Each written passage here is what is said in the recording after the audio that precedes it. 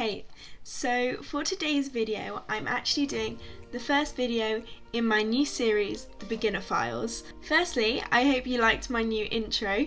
Don't panic guys, I did actually ask over on Instagram, I did a poll whether I should keep the intro exactly the same as it always is, or have a brand new one for this series, and you guys said brand new. I actually first started watching makeup videos on YouTube because I was learning how to do makeup myself, and so I thought that would be a really lovely thing to have on my channel for me to teach people some tips and tricks of how I do my makeup. I'm not saying that this is the one way you have to do your makeup, but I'm just saying this is how I do it, and I'd like to teach you all properly, in depth. So today's video we're going to be doing the base. That's going to be primer, foundation, concealer and powder. 4 steps of your makeup which are the base. As you can see, I've already done my eyes, and actually you will have already seen this look in my ASMR video, so if you want to go check that out, it'll be linked down below, and we will be doing some eyeshadow tutorials in this series later. So I will also be coming out with a how I prep my skin for makeup video, but for the time being we're not doing that now.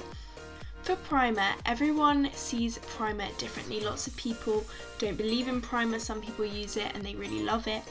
I think it's all up to personal preference. For primer, I personally have combination skin. It can be oily on my nose, but it's kind of like normal to dry in other places. So I like to use pore filling primers. So here I have the Rimmel one. This is the Fix and Perfect primer, and it mattifies. I always look for the mattifying effect. So this one mattifies, brightens, protects, smooths. I love this primer so much. It's really, really nice. And then this one is, I think, a little bit cheaper than this one. This is still really affordable. This is drugstore. This is also drugstore. You can get them in Boots or Superdrug. This is the Collection Primed and Ready primer, and this is their mattifying pore minimizer with witch hazel, which is really good for your skin. I like to use a pore filling one. I also have here a little mini of the Benefit Porefessional. This is a little bit more expensive, which is also a really nice one as well. They all pretty much do the same thing. I would say that these two are the most similar. This one has a clear consistency, and I don't use this one as often because I just love these ones so much. So I'm going to take this Rimmel one. I use about this much. Because it's pore filling, I don't put it all over my face. I like to put it on my chin, my nose and my forehead, and I also put it like on this part, the inner part of my cheeks, because there's still pores there. I just rub that in with my hands. I find that that warms up the product a good amount. I really work it in. I try to be quite gentle over the nose because I find if you put too much primer, especially ones like these, it can make your foundation sit funny on your nose. So just really working that into the skin using the heat from my hands, and I just work that into the skin. So as you can see from far away, there's like not really much difference, but it just helps the makeup to wear nicely.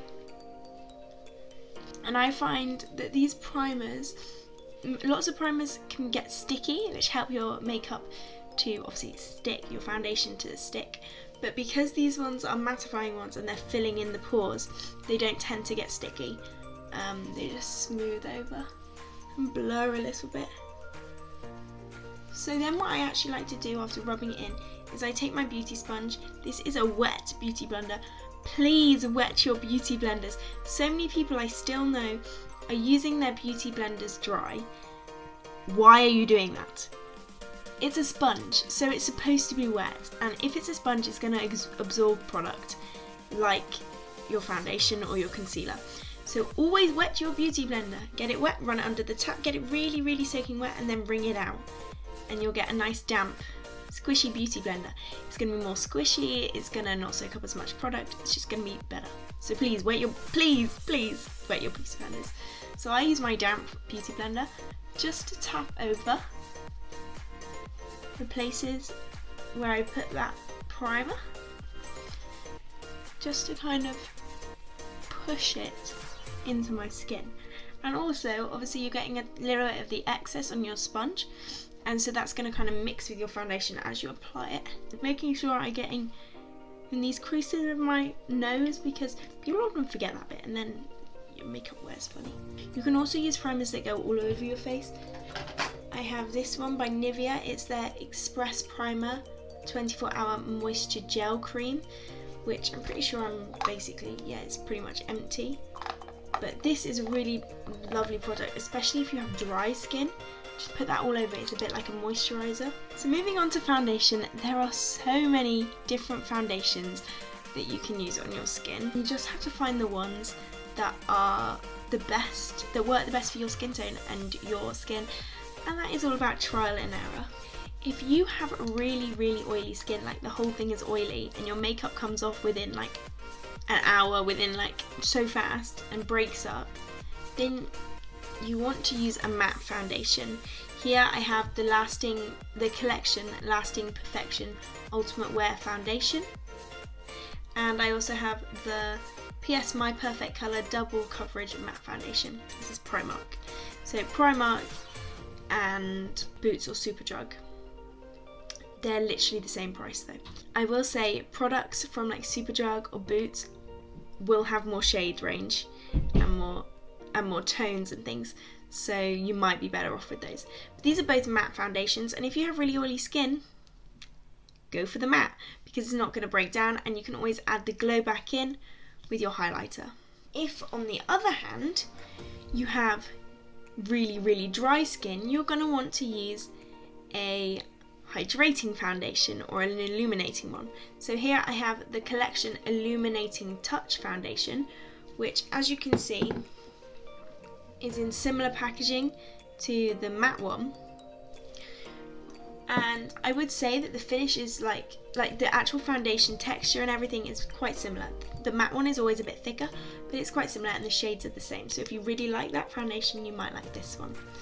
And I would say the Illuminating Touch is like a satin matte finish, so it's not completely glowy, so it's going to still look natural on your skin. Otherwise, I have the Revolution Conceal and Hydrate Foundation. So I would say both of these are really good.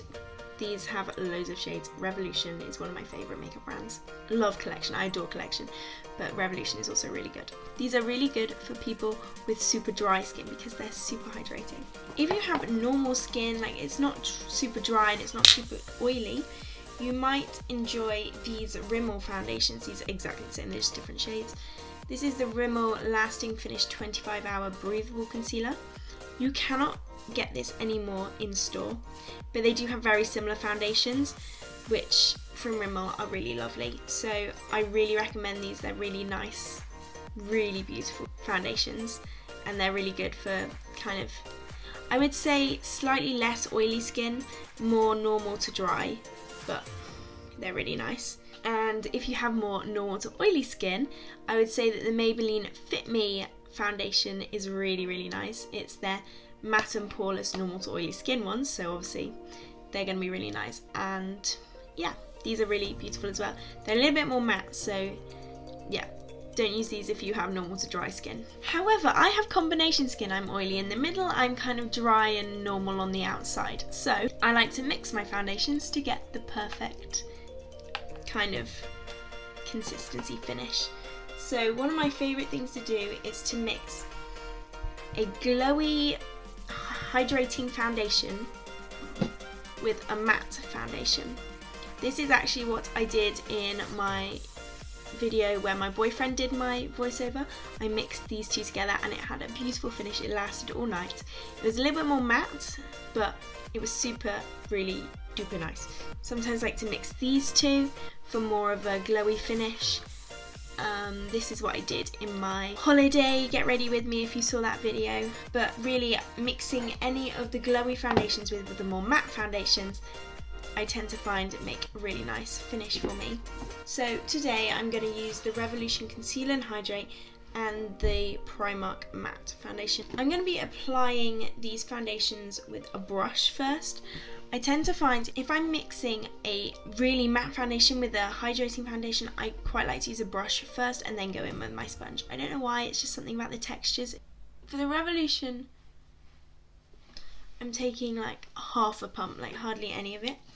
And then with the Primark one, annoyingly, it has one of these pouring bottles where the product literally doesn't come out. But I'm going to take a little blob. I just kind of put it in blobs. And I kind of mix it on my face as I go. I'm taking that brush and I'm just going to use circular blending motions and tapping to blend that all over my skin. So what you also need to think about when you're choosing foundation is the shade, obviously. That's why I've got 2 different colours on here now. I'm not the best at picking my shade, so I often end up mixing shades to get my perfect shade, but that's okay because I mix foundations anyway. But you really need to go in store and test it. I often test products on the back of my hand, but the best place to test them with the shade is obviously your face. But sometimes we already have makeup on when we go in these stores, and so you have to just kind of go with the flow and hope for the best. But if your foundation is too light, it's okay because you can make it look like it's your shade with bronzer and contour, which will be in a video later on, how I do my bronzer and contour. And if it's too dark, you can always lighten it with concealer and blend it down your neck. So I always recommend trying to blend it a bit into your hairline. I know it's not the nicest to do, but it is for the best. You also want to look at the undertone, and that's all about putting it and looking. Foundations can come in neutral, yellow, or like cool or warm undertones, so they could be more red or they could be more yellow. And really, you've just got to kind of swatch them and find which one is the best for your skin tone. I'm taking the big end of this beauty sponge just to tap over, because I find I like to use a sponge to really push it into my skin like I did with the primer. Get rid of some of those streaks with the brushes. You really want to be looking at the undertones to try and find which one's best. Realistically, with foundation, I find it's a lot of trial and error. What you can do when you're in store is actually ask a member of the staff to help colour match you, because they obviously will know how to help you and what brands to kind of be looking at, because not every brand will have your shade. And please do not be fooled by the way one brand might have their shade porcelain and then another brand has shade porcelain, and they're completely different shades because they're not working off the same colour palette. So please don't be fooled by that. When you're choosing your foundation, you also have to be looking at the amount of coverage you want. I like a full coverage foundation, so I go for medium to full coverage foundations, but you can get full coverage, medium coverage, light coverage, BB creams, CC creams, tinted moisturisers. They're hardly anything, they're just a little perfecting. So it's really up to you to find that finish that you want. But if you're looking for a more natural finish, you're going to want to go for a lighter coverage. Concealer is obviously what goes under your eyes so you don't look this dead like I do, and I also use it to brighten my face. So I like to use the Collection Lasting Perfection Concealer under my eyes. This is a beautiful concealer which lots of people swear by. It's matte, but I like a matte finish under my eyes because I find otherwise it can tend to crease a bit and then it doesn't look great. So a matte concealer, I like this one, the Maybelline Fit Me, Primark version of the Maybelline Fit Me, the My Perfect Colour liquid concealer, the Maybelline one. They're all really good concealers. And what you want to do is find a concealer shade 1 or 2 shades lighter than the foundation shade you've got going on so that it brightens a bit. And I apply mine not all the way up to my lash line, I apply it just slightly under so that I can blend it up and it looks seamless. Then to brighten the rest of my face, I actually have the Revolution Conceal and Hydrate one because I love my skin to have kind of some natural radiance. So I put this on my forehead and on my chin, and I find that it adds some lightness and it really brightens the skin. So I use a sponge for my concealer and I just tap that in, never swiping with my sponge, always tapping, and I'm using the pointed end. So I'm tapping that in, and as you can see, it's just like there's a little bit of glow on my chin. It's like a tiny bit lighter, just reflecting the light really nicely. And the same with that center of my forehead, just brightening the center of my face. You can also put concealer on your nose, but I have kind of over the years decided that I prefer my skin without concealer on my nose. I like to highlight it later on. So as you can see, I've just brightened it a bit and there's a little bit of glow. Now under my eyes, I'm taking the pointy bit, I'm being really careful, still tapping.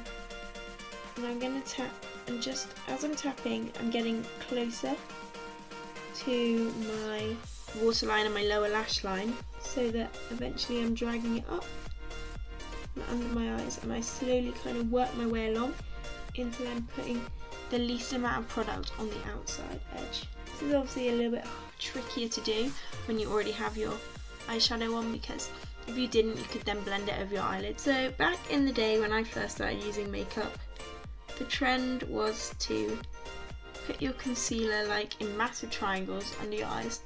But nowadays people have learned how we can still brighten the face without doing massive amounts of concealer, which end up looking unnatural. I'm trying to keep my face pulled down a bit so that it's not creasing. I'm taking that brush and I'm taking some translucent powder, some loose powder, in the lid of the pot that it comes in, and I tap in so that it's on my sponge, and I'm going to tap up to the under eye and go along the underneath of my eye. And because my nose tends to get a bit oily, I actually tap this powder with my sponge onto my nose. This powder that I've used is the Maybelline Lasting Fix powder. Collection also have a sheer loose powder. Loads of brands have them. Revolution have their baking powder, and I always use the shade Translucent because it doesn't add colour to your foundation or skin or anything. It's just completely blank, so it's not changing the colour under the eyes, but it is mattifying it and setting it, so when you touch it, it might feel a tiny bit powdery, especially at the moment, but it won't feel sticky like when you touch your foundation lightly. And this has just set the under eyes, and I just love loose powder for this. I never use pressed powder for that job, but I do use pressed powder over the rest of my face. So this is the Rimmel Stay Matte powder. Collection also have a pressed powder, lots of brands have them. I like to use the transparent one or the translucent one in this as well, because I've picked my foundation shades for a reason. I don't then want to change it with my powder shade. So I take a big fluffy brush, huge fluffy brush, it's really soft, and I dab into that product, loading up the brush, and I tap it all over my face. And I'm not shy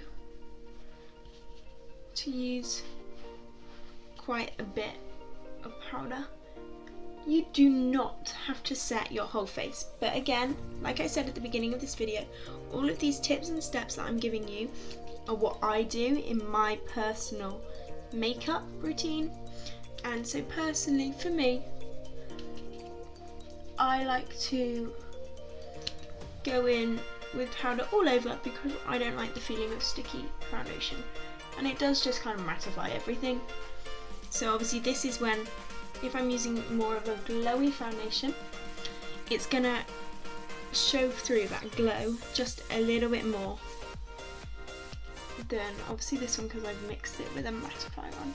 And you also want to set your neck if you've put foundation there. That is actually all of the steps complete for how I get my base for this beginner files look. You're just looking to get that perfect base, aren't you? I'm hoping that I've explained it well enough. There'll be information in the description box with the products I mentioned and the videos I've mentioned. Hopefully now you guys can do your base nicely, and you'll be more confident using foundation, concealer, powder and your primer, which is obviously the very first step of makeup. I hope you enjoyed this video, and if you did, please don't forget to give it a big thumbs up and subscribe to my channel down below, and also leave me a comment with what you want to see next, series suggestions, videos you want me to do really in-depth tutorials on, ASMR videos, any video suggestions, leave them down below. And also follow my Instagram, that's obviously where I did the poll for the intro, and you can stay more up to date with my life over there. And I'll see you next time. Bye!